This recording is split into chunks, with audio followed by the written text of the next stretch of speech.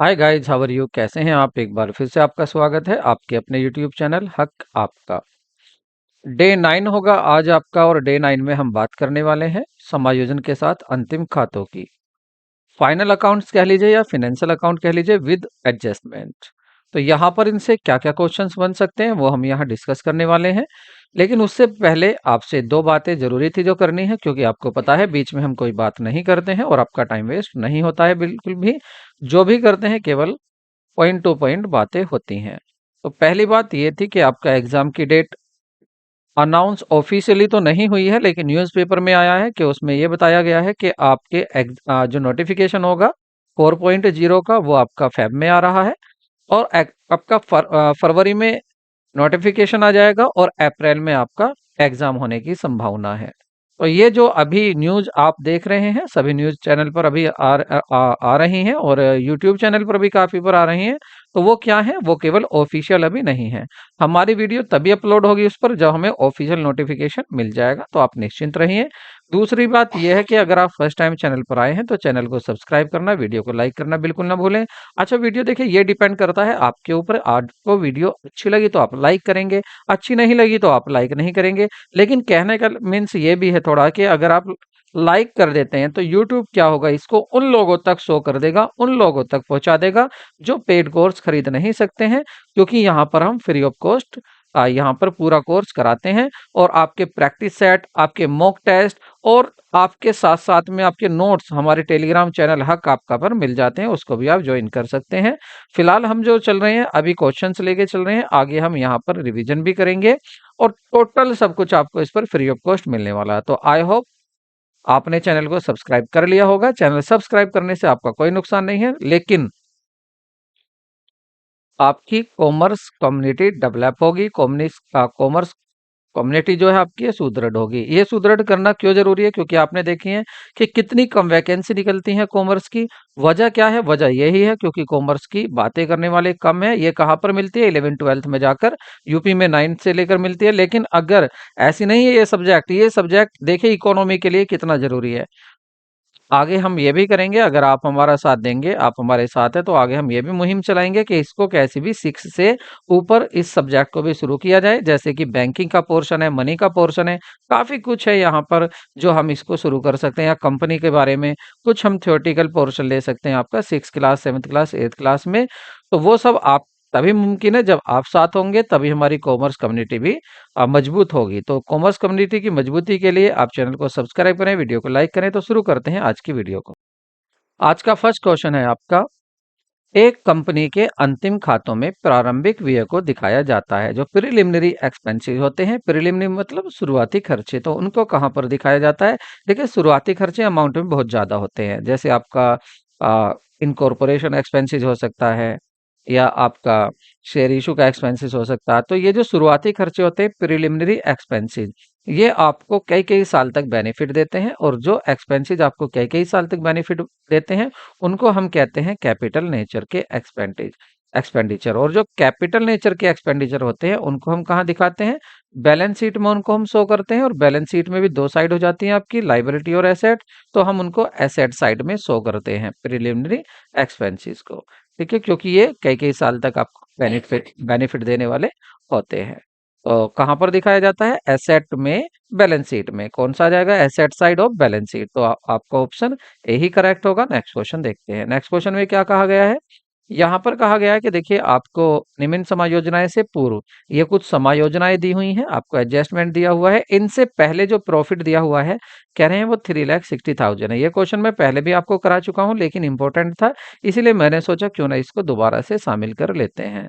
तो 360 क्या है आपका? ये है आपका नेट प्रॉफिट बिफोर एडजस्टमेंट। ये एडजस्टमेंट से पहले है। अब देखिए एडजस्टमेंट क्या है, पहली एडजस्टमेंट देखते हैं। पहली एडजस्टमेंट है आपकी आउटस्टैंडिंग सैलरी। इसका मीन्स क्या होता है? इसका मीन्स ये है कि सैलरी ड्यू तो हो गई थी, इसका वक्त तो हो गया था, टाइम तो इसका हो गया था, समय तो इसका हो गया था, लेकिन आपने इसको पेड नहीं किया। तो ये हमारी फर्म पर बन गई लाइबिलिटी। और लाइबिलिटी होता है दायित्व, मतलब जो हमें देना है। अब लाइबिलिटी आपकी दो तरह की होती है, करंट लाइबिलिटी होती है और नॉन करंट लाइबिलिटी होती है। करंट लाइबिलिटी है आउटस्टैंडिंग सैलरी। तो ये आपने अभी दिया नहीं है, इसी साल का है, तो आप क्या करेंगे, ये जो आप प्रॉफिट कह रहे हैं ना कि हमारी प्रॉफिट 3,60,000 हुआ है, इसमें से इस साल का एक खर्चा और कम कीजिए, क्या? 20,000। और 20,000 क्या है? ये आपकी आउटस्टैंडिंग सैलरी। तो आउटस्टैंडिंग जो सैलरी है आपकी, इसको भी क्या करेंगे आप? माइनस कर देंगे। तब जाकर देखेंगे रियल में प्रॉफिट इस साल का आखिर है कितना। तो आप यहाँ पर देखेंगे प्रॉफिट कितना जाएगा आपका? 3,40,000। ये कम हो गया है, क्यों? क्योंकि आपने इस साल का वेतन या सैलरी भी कम कर दी। अब दूसरी बात करते हैं प्रीपेड इंश्योरेंस। तो जो प्रीपेड इंश्योरेंस है, इसको आपने प्रीपेड मतलब पहले ही दे दिया था, तो नेक्स्ट ईयर का ये खर्चा, लेकिन आपने इसी साल पेड कर दिया है, तो आपने एडवांस में पे कर दिया, आपने एडवांस में दे दिया, तो ये आपकी क्या बन गई? एसेट बन गई। और दूसरा, ये तो एसेट बन गई, लेकिन अब क्या करेंगे, अगर आप इसको कम ना करते तो इस साल का प्रॉफिट ज्यादा होता, तो इसको वापस से ऐड कीजिए अपने प्रॉफिट में। क्यों ऐड कर रहे हो? क्योंकि ये खर्चा इस साल का नहीं है, हमें केवल इसी साल के खर्चे लेने थे, और हमने अपने प्रॉफिट में से इसको भी कम कर दिया। तो एक काम कीजिए, इसको वापस ऐड कीजिए। तो आप इसको जब ऐड करेंगे तो कितना आ जाएगा आपका? तो ये आ जाएगा आपका 3,66,000। तो यहाँ पर जो करेक्ट नेट प्रॉफिट होगा आफ्टर एडजस्टमेंट, एडजस्टमेंट के बाद का जो प्रॉफिट होगा वो कितना होगा आपका? 3,66,000। तो ऑप्शन क्या होगा आपका? ए ऑप्शन आपका करेक्ट होगा। नेक्स्ट क्वेश्चन देखते हैं। नेक्स्ट क्वेश्चन में देखते हैं, amount set aside meet to the losses due to the bad डेब्ट इज। देखिए, अगर कोई अमाउंट जो आपने असाइड कर दिया है, आपने साइड में रख दिया है, क्यों रखा है आपने? थोड़ा सा अमाउंट आपने उठाकर उसको साइड में रख दिया है। ये क्यों रखा है? ये आपने रखा है अप्राप्य ऋण के लिए। मतलब जो लोग आपको पैसा देंगे, जो आपके डेटर्स हैं, हो सकता है उनमें से कोई पैसा आपको वापस ना करे, तो उनके लिए पहले से ही आप इंतजाम करके चल रहे हैं। तो इसके लिए जो आप पैसा साइड करें, ये क्या होगा आपका? ये होगा आपका प्रोविजन। प्रोविजन ही क्यों कहा है, रिजर्व क्यों नहीं कहा? देखिए, इसका एक अपना, ये किस लिए रखा गया है, इसका एक उद्देश्य है। लेकिन अगर इसका उद्देश्य ना होता कि किस लिए रखा जाता जाता है, तो ये फिर जनरल रिजर्व हो जाता, जिसका कोई स्पेसिफिक उद्देश्य नहीं होता। लेकिन इसका स्पेसिफिक उद्देश्य है, क्योंकि इसका पूरा नाम क्या होता है? Provision for doubtful debts. मतलब डाउटफुल डेब्ट्स जो है, जो डेब्ट्स आपके डूब सकते हैं, जहां से पैसा नहीं मिलेगा, उनके लिए आपने प्रोविजन कर दिया है। तो इसको क्या बोलेंगे आप? इसको आप प्रोविजन कहेंगे। और ये कहाँ से कर रहे हैं आप? अपने प्रॉफिट से कर रहे हैं। कौन से घाटे को पूरा करने के लिए? हो सकता है आपको पैसा ना मिले। तो ऑप्शन आपका बी होगा। नेक्स्ट क्वेश्चन देखते हैं। An adjustment entry for the prepaid expenses affects.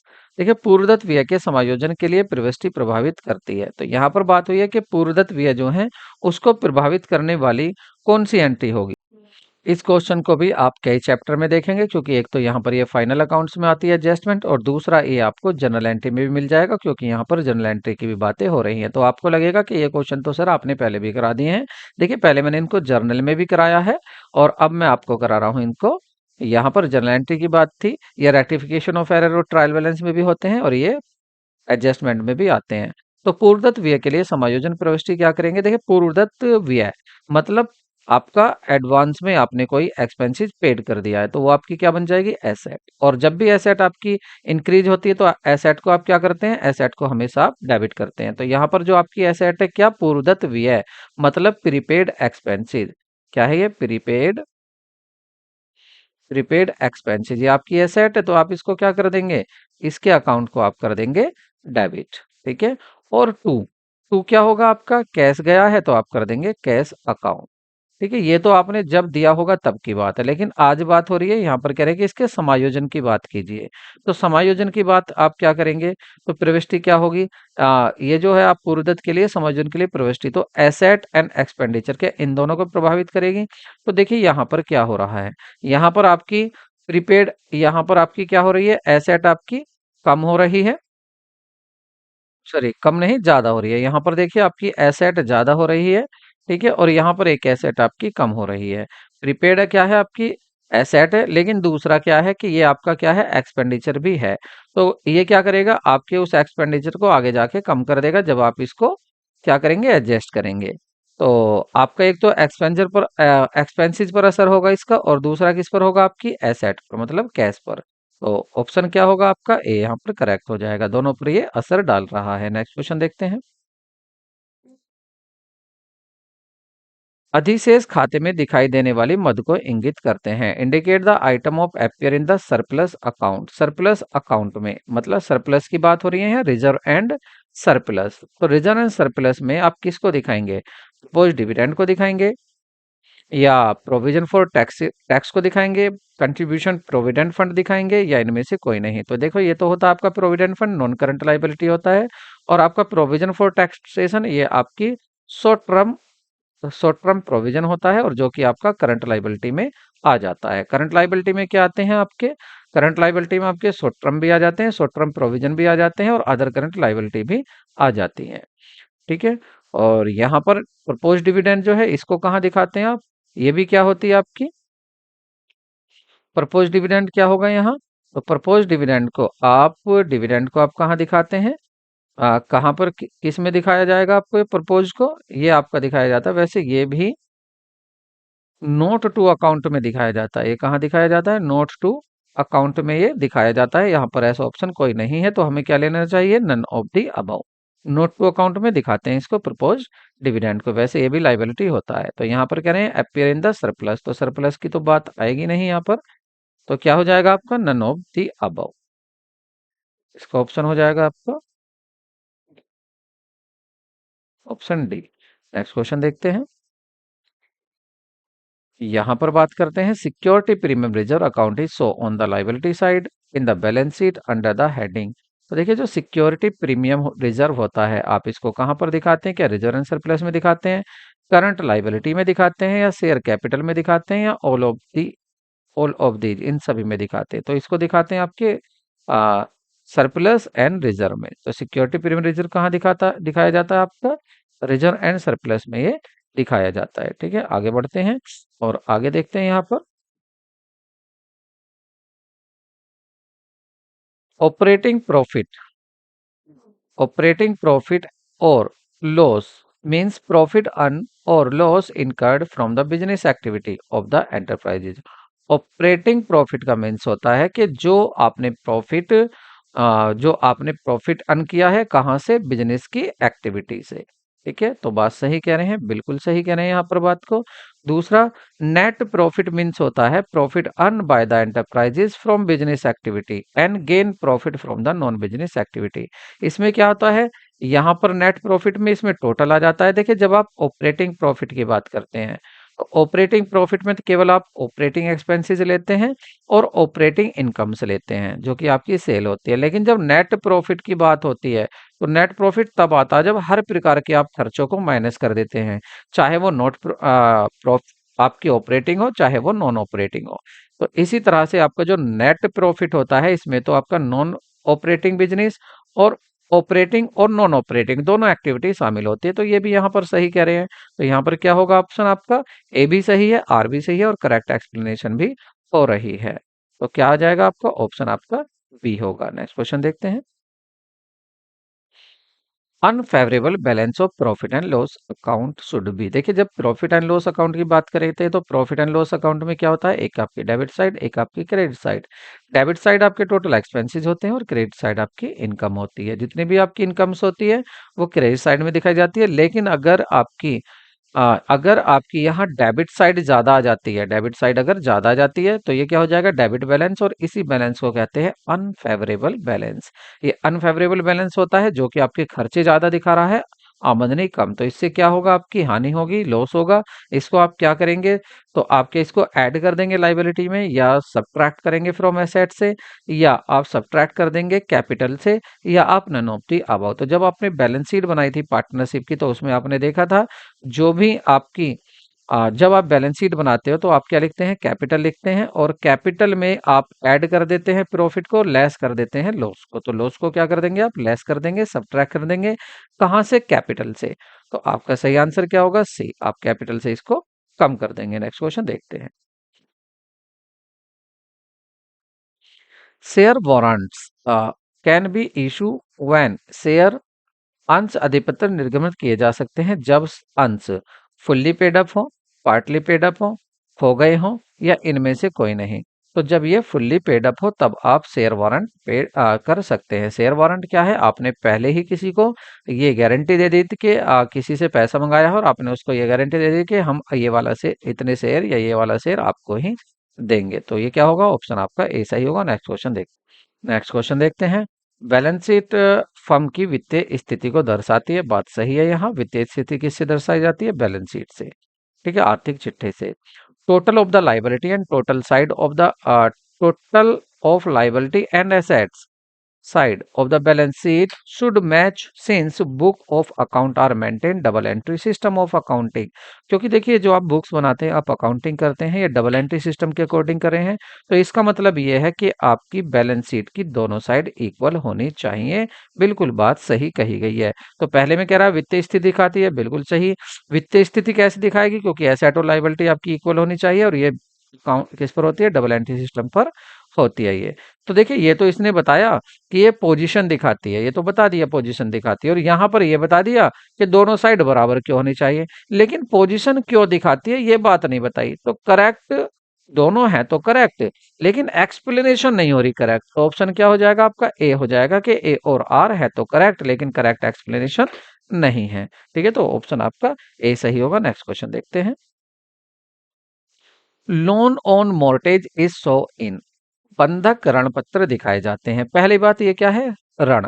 ऋण मतलब आपका ये लोन है। अब लोन कैसा भी हो, मोर्टेज पर हो या लोन कैसा भी हो, है तो आपकी लाइबिलिटी। तो पहली बात तो बैलेंस शीट की अगर बात करें तो ये कहां पर पहुंचेगा? ये आपका बैलेंस एसेट लाइबिलिटी साइड में ये पहुंच जाएगा, क्योंकि ये आपका लोन है। तो आप इसको कहाँ दिखाएंगे? लाइबिलिटी साइड में। तो आगे देखते हैं ऑप्शन में क्या कह रहा है। Liability side of balance sheet, हाँ जी। दूसरा asset side of the balance sheet, नहीं। Debit side of the P and L, credit side of P and L, P and L का ये आइटम होता ही नहीं है। तो ऑप्शन आपका ए ही सही होगा। लोन कहाँ दिखाया जाता है? लायबिलिटी साइड में दिखाया जाता है, बैलेंस शीट की। नेक्स्ट क्वेश्चन देखते हैं। मैनेजर का कमीशन उसको कमीशन देने के बाद लाभ पर 10% की दर से दिया जाता है। कमीशन देने से भी पहले जो लाभ है वो है 1,54,000। तो बताइए कमीशन कितना होगा? अब यार सोचने की बात है, अब ध्यान से सोचिए। आपको प्रॉफिट आप कितना बता रहे हैं? 1,54,000, और मैनेजर कह रहा है कि मुझको आप मुझे 10% दे दो। हमने कहा इसका ही 10%, कहने लगा नहीं, इसमें से पहले मेरा प्रॉफिट कम करो, उसके बाद जो प्रॉफिट आएगा उसका 10% मुझे दो। अबे उसका तो प्रॉफिट हमें पता ही नहीं है, तो ये कैसे होगा फिर? तो इसके लिए फिर ये मेथड काम आता है। ये मेथड कौन सा है कि आप लिखेंगे जो आपको प्रॉफिट दिया हुआ है इसको लिखेंगे, और कमीशन कितना देना है? 10%, और अपोन में 100 ना लिखकर आपको 110 लिखना है। ठीक है, तो आपकी जो भी है रेट उसको आप यहाँ बढ़ा देंगे। अब आप इसको कट करेंगे, सोल्व करेंगे, इसको कट करते हैं। तो 11 से इसको काटेंगे, 11 वन जा 11, 11 फोर जा 44, तो ये आ जाएगा आपका 14,000। तो कितना देना है उसको? 14,000 रुपए का कमीशन देना है। तो याद रखना इसकी पहचान कैसे होगी। कह रहा कमीशन देने के पश्चात, इस वर्ड को देख लेना कि कमीशन देने के पश्चात का जो लाभ होगा उस पर देना है 10%। अगर ये ना होता देने के पश्चात, तो फिर तो मैं सीधा जो भी है ये इसका 10% निकाल देता, तो कितना आ जाता? ये आ जाता इसका 10% आपका 15,400। तो याद रखना 15,400 नहीं होगा, आंसर क्या होगा? 14,000। ऑप्शन आपका ए करेक्ट होगा। नेक्स्ट क्वेश्चन देखते हैं।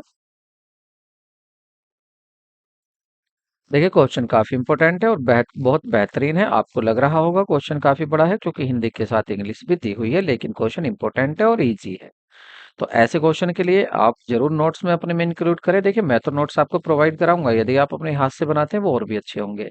तो देखिए यहाँ पर क्या दिया हुआ है, डेटर्स दिए हुए हैं आपको, डेटर्स 10,000 के हैं, सेल्स रिटर्न दिया हुआ है, और बैड डेफ्ट दिए हुए हैं, और आपका कैश रिसीव्ड दिया हुआ है डेटर्स से, और क्लोजिंग डेटर्स दिए हुए हैं। आपसे पूछा है कि आपको बताना है क्रेडिट सेल कितनी थी।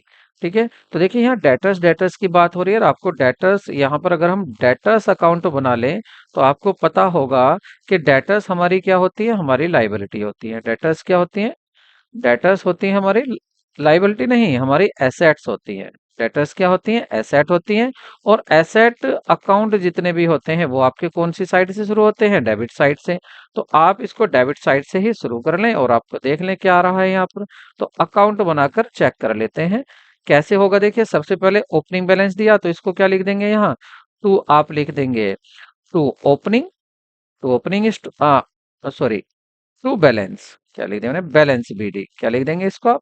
बैलेंस बीडी लिख देंगे। तो यहाँ पर आप लिख देते हैं बैलेंस बीडी लिख देंगे। कितना बैलेंस बीडी दिया हुआ है? देखिए 10,000 रुपए का आपको बैलेंस बीडी दिया हुआ है। ठीक है, उसके बाद देखते हैं यहाँ पर बैलेंस सीडी किधर आएगा? यहाँ बैलेंस सीडी यहाँ आ जाता है। जब हम सब कुछ कर लेंगे तो यहाँ पर आ जाता है बैलेंस सीडी।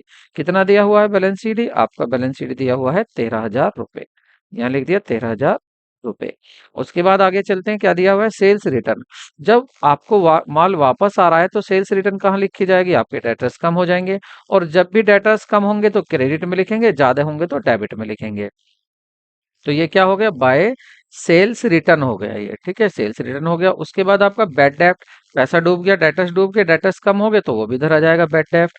तो बाय डेट बैड डेब्ट, ये मैं शॉर्ट में लिख रहा हूँ, बाय नहीं लिखा मैंने, डेब्ट लिख दिया है। तो बैड डेब्ट आपका कितना पैसा डूब गया, 3,000 रुपए डूब गए, इनको भी यहाँ लिख देंगे। कह रहे डेटर्स से जो पैसा आया है वो 40,000 है, तो पैसा आया तो डेटर्स आपके कम हो जाएंगे, तो इसको भी आप इधर लिख देंगे, 40,000 आपका इधर आ गया। ये क्या है, बाय कैश, आपको कैश मिल गया है इनसे, डेटर से। उसके बाद बस और तो कुछ बचा नहीं है, चलो टोटल कर लेते हैं। तो देखिए 7 3 10 और 50 63, कितना आ रहा है इधर का टोटल, 63,000 आ रहा है। इतना ही इधर आना चाहिए 63,000, लेकिन हो क्या रहा है, दिखाई दे रहा है क्या यहाँ, सही दिख रहा है। तो 63,000 इधर आना चाहिए लेकिन इधर नहीं आ रहा है। कितना कम आ रहा है, ये आ रहा है 53 कम। तो ये क्या है, ये है आपकी टू, ये टू हो जाएगा आपका सेल्स, ये क्या हो जाएगा, टू सेल्स अकाउंट। और ये क्या है, आपकी क्रेडिट सेल है, आपने जो उधार बेचा है वो कितनी है आपकी, ये कैसा ही है, बैलेंस निकल करके आई है, ये दोनों साइड इक्वल होनी चाहिए, लेकिन यहाँ पर बैलेंस आ रहा था 53,000। तो ऑप्शन क्या हो जाएगा आपका, ऑप्शन आपका बी होगा। ऐसे क्वेश्चन के लिए आप स्टार दे सकते हैं, इंपॉर्टेंट क्वेश्चन है। नेक्स्ट क्वेश्चन देखते हैं। तो यहाँ पर आपसे क्या कहा है, देखिए यहाँ पर एक सूची ये दी हुई है, एक सूची आपको ये दी हुई है, दोनों सूचियों को आपको मैच करना है। कह रहे प्रीपेड रेंट, प्रीपेड रेंट आपने पहले ही पेड कर दिया, तो ये क्या बन गया, ये आपकी एसेट बन गई। ये क्या बन गया, आपकी एसेट बन गई। तो कौन सी एसेट होती है, करंट एसेट होती है।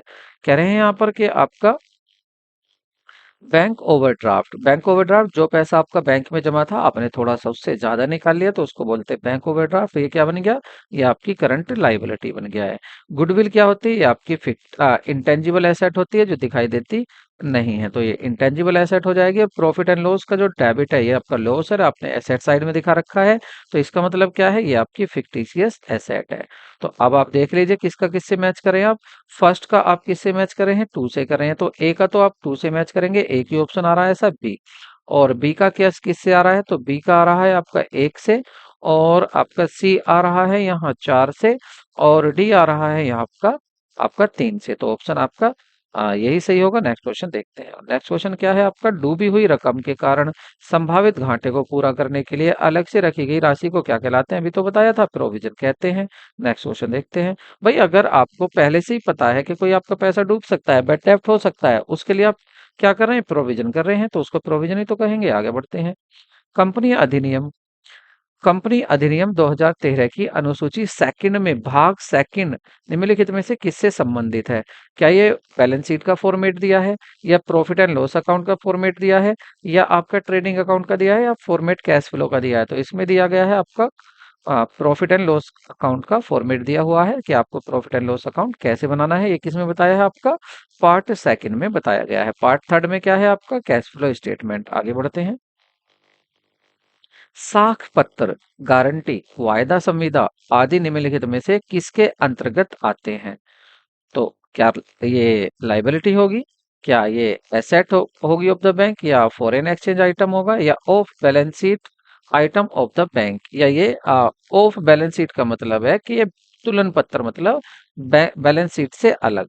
तो जब आप बैलेंस शीट बना लेते हैं उसके बाद आप इनको अलग से दिखाते हैं कि आपके साख पत्र या लेटर ऑफ क्रेडिट या गारंटी या फॉर्मेट या कमिटमेंट आपके क्या है। तो ये क्या हो जाएगा, ऑप्शन आपका डी सही होगा। नेक्स्ट क्वेश्चन देखते हैं। कंपनी,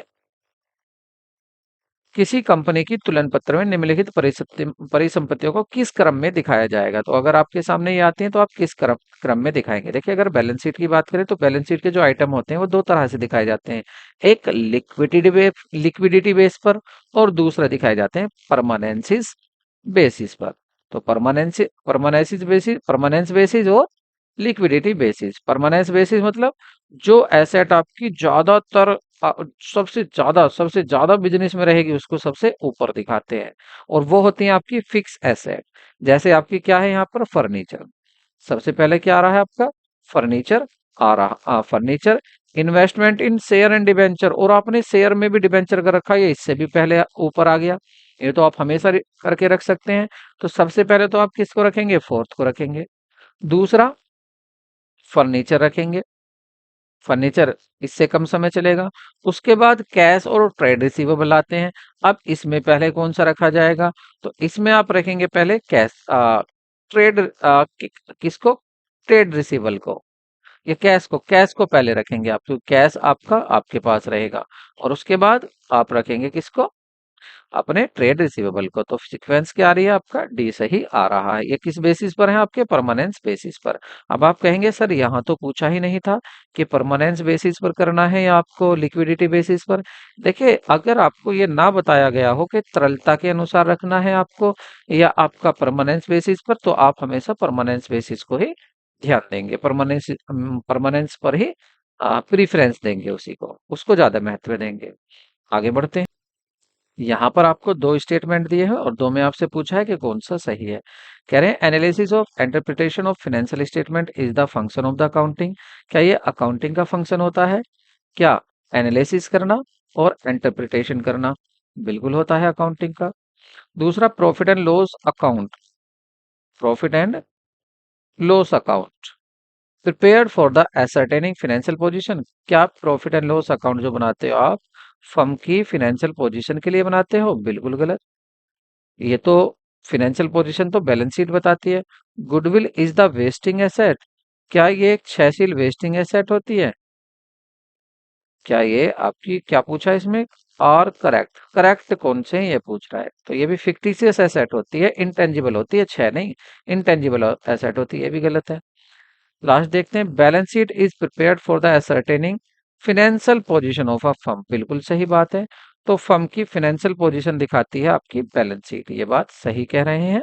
तो दोनों बातें सही है क्या? एक तो आपका ए और आपका ये डी। तो देख लीजिए ए डी किस में आ रहा है, मतलब ए डी का मतलब है पहला ये है, और यहाँ पर डी मतलब आपका फोर्थ ये है। तो इनका नाम बदल लेते हैं, ये आपका सेकंड हो जाएगा, ये आपका थर्ड हो जाएगा। तो अब आप देखिए आपका क्या होगा यहाँ पर ऑप्शन सही, फर्स्ट होगा और आपका थर्ड होगा। नहीं नहीं, फर्स्ट और फोर्थ। क्या होगा आपका? फर्स्ट और फोर्थ, ये दोनों सही है। तो देखिए कहाँ पर आ रहा है, फर्स्ट और फोर्थ आ रहा है आपके सी में, तो आंसर आपका सी हो जाएगा। नेक्स्ट क्वेश्चन देखते हैं। देखिए आपकी बारी है, आपकी किसकी? लाइबिलिटी साइड की। तो लाइबिलिटी साइड में भी आपको बताना है। तो जो आपकी ज्यादा जिसको सबसे ज्यादा आप सबसे जल्दी से जल्दी पेड करेंगे उसको आप नीचे लिखेंगे, और जिसको आप सबसे बाद में पेड करेंगे उसको आप ऊपर लिखते हैं लाइबिलिटी में भी, ठीक है। तो यहाँ पर क्या होगा आपका, सबसे पहले आप यहाँ किसको लेने वाले हैं? यहाँ सबसे ऊपर लेने वाले हैं आप अपनी शेयर कैपिटल को, क्योंकि शेयर कैपिटल बिजनेस में लास्ट तक रहती है। शेयर कैपिटल आप सबसे बाद में अपनी कैपिटल को देते हैं बिजनेस की, जब बाहर वालों का पैसा दे देते हैं। तो सबसे पहले क्या आ जाएगा? Share capital. दूसरे की बात करें तो देखिए लॉन्ग टर्म लाइबिलिटी हो सकती है आपका बैंक लोन। अब आप कहेंगे सर बैंक लोन तो शॉर्ट टर्म मीडियम टर्म भी हो सकता है। अपना अगर पीओ आपने इको पढ़ी है तो इको में भी देखा होगा कि वहां पर सभी टर्म के लोन होते हैं, लेकिन अगर अकाउंट्स में कुछ नहीं कहा गया है कि आपकी जो लोन है वो कैसा है, तो आप उसको लॉन्ग टर्म मानते हैं। तो इसको आप बैंक लोन को यहाँ पर रख लेंगे शेयर कैपिटल के नीचे। उसके बाद आपका बैंक ओवरड्राफ्ट होता है, अगर आपने बिजनेस से पैसा लिया है, टैक्स फॉर प्रोविजन, जो आप एक साल के लिए टैक्स फॉर प्रोविजन कर रहे हैं। तो फोर्थ उसके बाद क्या जाएगा? आपने एक साल के लिए प्रोविजन बनाया है, provision for tax, provision for tax, ये इसके बाद आ जाएगा। और लास्ट में यहाँ पर आपका आ जाएगा क्या? बैंक ओवरड्राफ्ट, मतलब बैंक से जो आपने अपने अकाउंट से पैसा जल निकाल लिया है उसको आप जल्दी से जल्दी पेड करेंगे। तो यहाँ पर इस तरह से आप इनको रख लेंगे। तो सही ऑप्शन क्या होगा आपका? डी ऑप्शन यहाँ करेक्ट होगा। नेक्स्ट क्वेश्चन देखते हैं। और नेक्स्ट है संपत्ति। संपत्ति जो व्यापार में लाभदायकता बढ़ाने के लिए क्रय की जाती है, न कि बेचने के लिए क्रय की जाती, तो उसको आप क्या कहते हैं? मतलब आपने एसेट खरीदी है, और एसेट क्यों खरीदी है? ताकि आपकी प्रॉफिटेबिलिटी इंक्रीज हो जाए बिजनेस में। आप उस मशीन को या उस एसेट को बेचे नहीं, उससे इंक्रीज करें किसकी? प्रॉफिटेबिलिटी। तो आप उसको क्या कहेंगे प्रॉफिटेबिलिटी इंक्रीज करने को? तो उसको आप बोलेंगे depreciating asset, current asset, fix asset या इंटेंजिबल एसेट। तो आप उसको कहेंगे अपनी फिक्स एसेट, ठीक है। टेंजिबल इंटेंजिबल तो इसी के पार्ट हो जाएंगे कि ये टेंजिबल एसेट है या इंटेंजिबल एसेट है। ये तो आपकी फिक्स एसेट ही हो सकती है टेंजिबल इंटेंजिबल। और करंट और आपकी फिक्स करंट हो जाएगी आपकी, जो 1 साल तक ही, 1 साल बाद ही पैसे में वो कन्वर्ट हो जाती है, ठीक है। और डेप्रिसिएटिंग एसेट तो इसी को कहेंगे, क्योंकि फिक्स एसेट पर है, फिक्स टेंजिबल एसेट पर, फिक्स टेंजिबल एसेट पर क्या डेप लगता है। तो यहाँ पर करेक्ट आंसर क्या है, फिक्स एसेट। तो ऐसी एसेट जिसको आपने खरीदा है कि बिजनेस की लाभदायकता बढ़ जाए, प्रॉफिटेबिलिटी बढ़ जाए, तो वो होगी आपकी फिक्स एसेट। नेक्स्ट क्वेश्चन देखते हैं।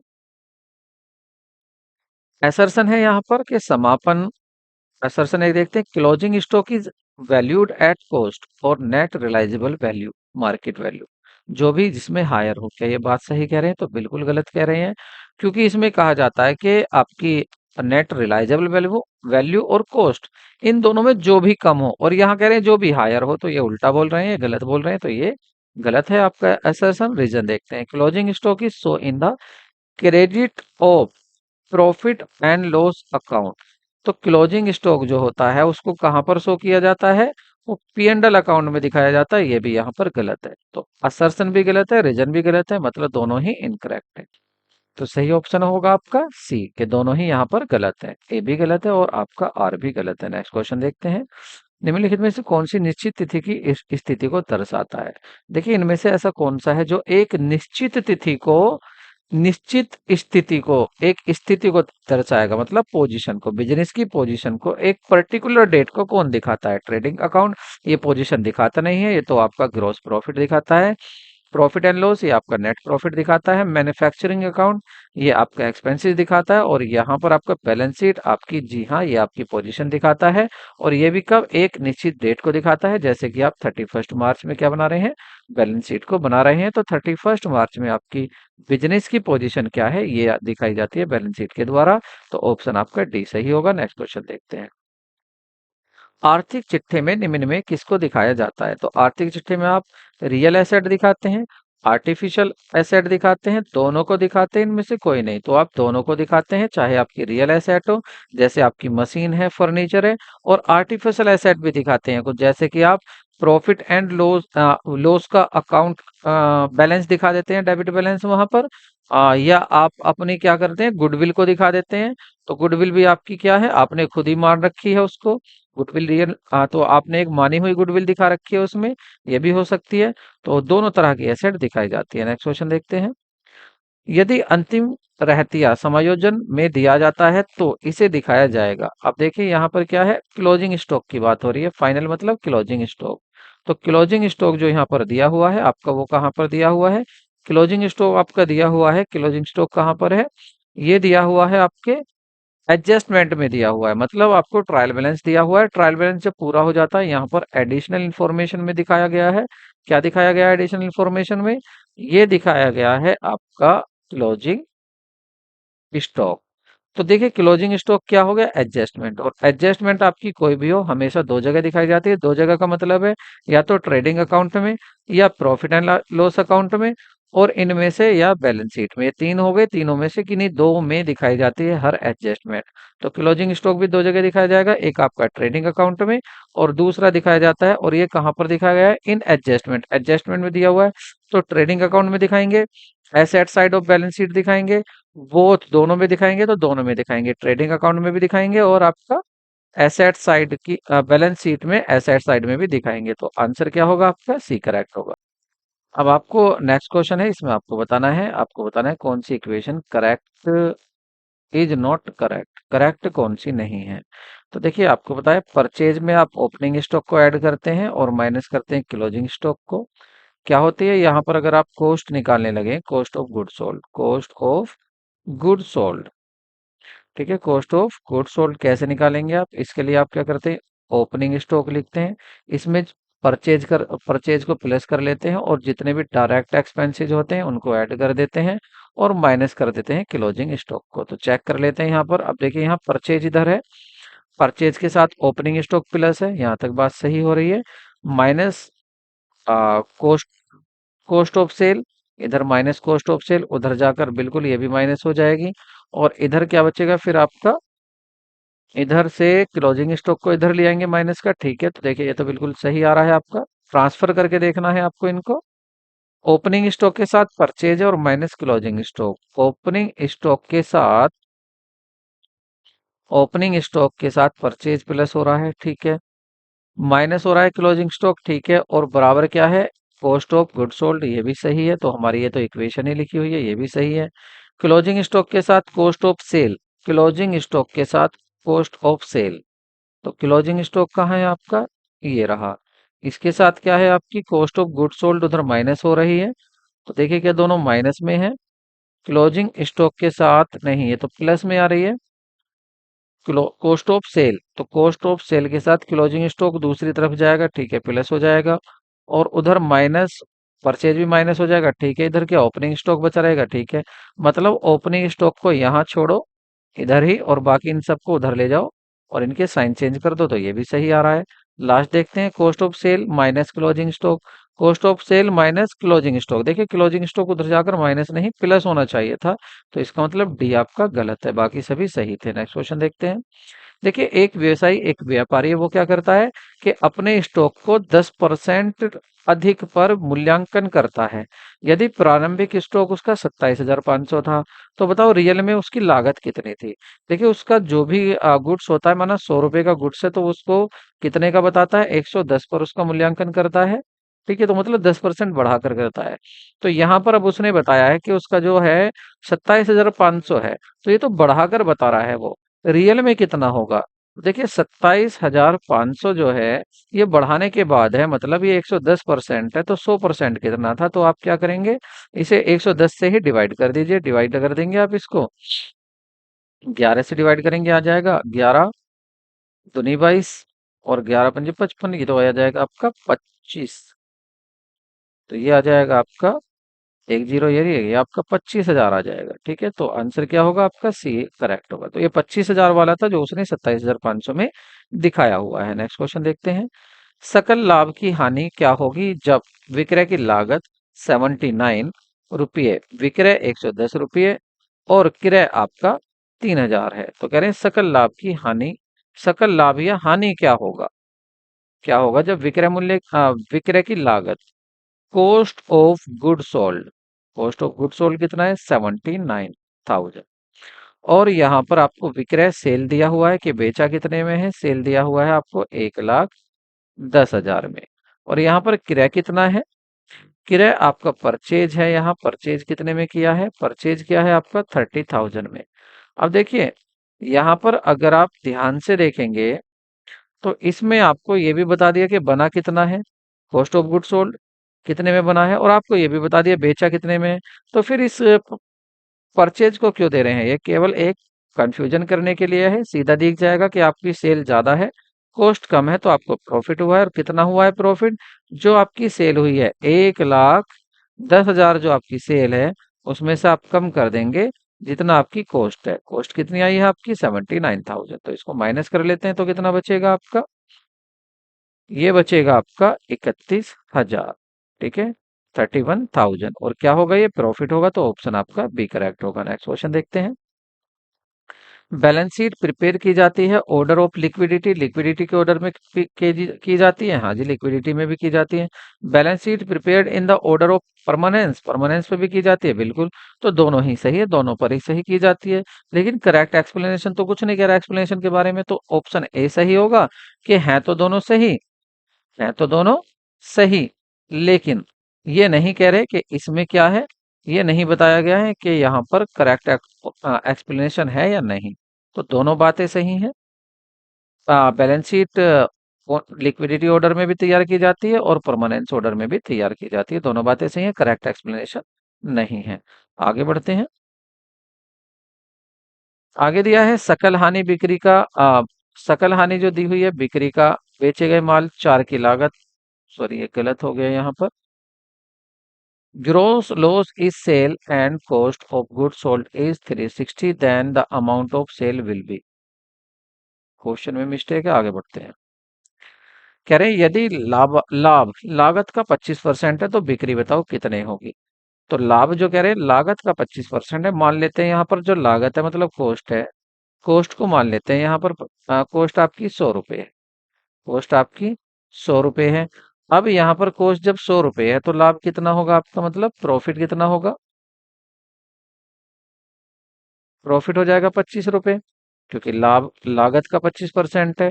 तो यहाँ पर बिक्री कितनी होगी, सेल कितनी होगी, सेल हो जाएगी आपकी 125 रुपए। ठीक है। अब यहाँ पर ये पूछ रहा है, ये जो आपका प्रॉफिट है, प्रॉफिट कितना था 25 रुपए, ये बिक्री का कितना होगा, कितने परसेंट होगा, 25 जो है ये आपका प्रॉफिट, इसका परसेंट बनाना है और किस पर, सेल पर। सेल कितनी है 125, तो इसको काटेंगे, 25 से 5 कटेगा 5 बार और 5 से इसे काटेंगे 20, तो ये आ जाएगा आपका 20%। तो ऑप्शन आपका क्या होगा, ऑप्शन आपका बी करेक्ट होगा। नेक्स्ट क्वेश्चन देखते हैं। The decrease in the current liability is, अगर आप डिक्रीज हो रहा है करंट लाइबिलिटी में, मतलब आपकी बिजनेस की लाइबिलिटी कम हो रही है, तो आपने पेमेंट कर दिया होगा किसी लाइबिलिटी का, इसका मतलब क्या होगा, इसको सोर्सेज ऑफ कैश कहेंगे, यूज ऑफ कैश कहेंगे, तो इसको कहेंगे आप यूजेज ऑफ कैश, मतलब कैश का यूज करना। नेक्स्ट देखते हैं। देखिए यहाँ पर आपको दी है, वर्ष के आरंभ में, मतलब साल के शुरू में जो पूंजी खाता था उसका शेष कितना था 1 लाख, मतलब आपने बिजनेस में 1 लाख रुपए लगाया। वर्ष के अंत में जो संपत्तियां हैं वो कितनी है 1.5 लाख, और कुल दायित्व कितने हैं 70,000 थे, और आहरण कितना है आपका 30,000। तो देखिए अगर हम लास्ट की बात करें तो हमारी लाइबिलिटी और एसेट इक्वल होनी चाहिए। तो देखते हैं, तो देखिए हमारी एसेट कितनी है, यहाँ पर कह रहे हैं कुल संपत्ति, तो कुल संपत्ति कितनी है आपकी 1,50,000, 1.5 लाख है, दिखाई दे रहा है यहाँ से। ठीक है, 1.5 लाख क्या है आपकी, ये कुल संपत्ति है, तथा कुल दायित्व है, कुल दायित्व मतलब देनदारी जो है कितनी है 70,000 की है। तो ये बैलेंस शीट दोनों साइड इक्वल होती है, तो इधर भी कितना आएगा 1.5 लाख आएगा, क्योंकि एसेट लाइबिलिटी हमेशा इक्वल होती है। तो जब कुल एसेट आपकी 1.5 लाख है, तो आपकी कुल लाइबिलिटी भी तो 1.5 लाख होगी। लेकिन यहाँ पर आपकी जो ये क्या है 70,000 आ रहा है, क्या 70,000 आ रही है आपकी लाइबिलिटी। तो कैपिटल कितनी है, तो कैपिटल कितनी होगी, तो कैपिटल होगी आपकी 80,000। तो कैपिटल कितनी है आपकी 80,000, ये है आपकी क्लोजिंग कैपिटल। क्लोजिंग कैपिटल ये रही, ओपनिंग कैपिटल 1 लाख थी, तो प्रॉफिट कितना हुआ, देखिए आपने बिजनेस में जो पैसा लगाया 1 लाख रुपए लगाया, आज कितना है, आज हो गया 80,000। अब आप कह रहे हैं भाई ये तो हमारा लॉस हो गया। अरे भाई आप घर भी तो पैसा लेके गए थे, आहरण भी तो करा था, ड्राइंग भी तो किया था, उसको वापस लाओ, तो उसको इसमें ऐड करो। ड्राइंग को भी जब ऐड करोगे तो आपका ये कितनी हो जाएगी कैपिटल, तो इसका मतलब कैपिटल जो है वो है आपकी 1,20,000, कितनी हो 1,10,000, कैपिटल कितनी हो जाएगी 1,10,000। तो ड्राइंग आप वापस ले आए, तो 1,10,000 रुपए तो है क्लोजिंग कैपिटल, और जब बिजनेस में पैसा लगाया था जब कितनी थी कैपिटल 1 लाख।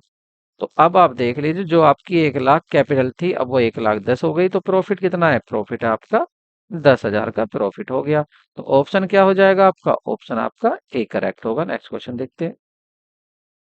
वैसे ये क्वेश्चन जो है आपका बीएसटी का है, इसमें नहीं आता, क्योंकि पूछा है कि कोऑर्डिनेशन का पर्पज क्या होता है, तो इसका होता है कि रिमूव आपका कन्फ्लिक्ट, संघर्ष को समाप्त करना।